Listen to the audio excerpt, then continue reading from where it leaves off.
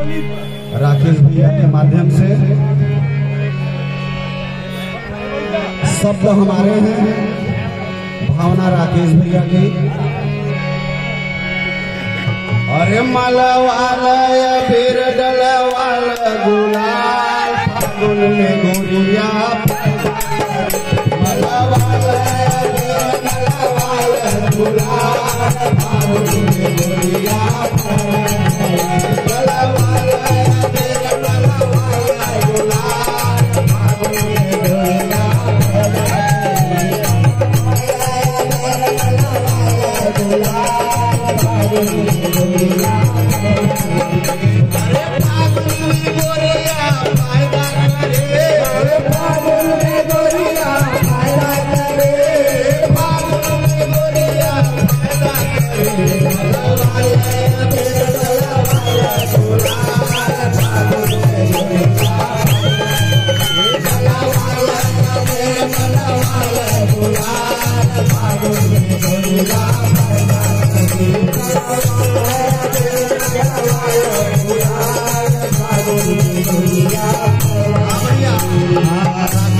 कहना क्या है?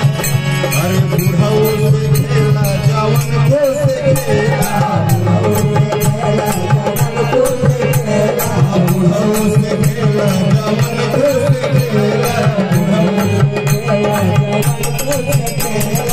बुढ़ऊ की दिन के मजा उतरेला बुढ़ऊ की दिन का मजा उतरेला वाला ढोलक पिया वाला तुझा गुलाल फागुन में गोरिया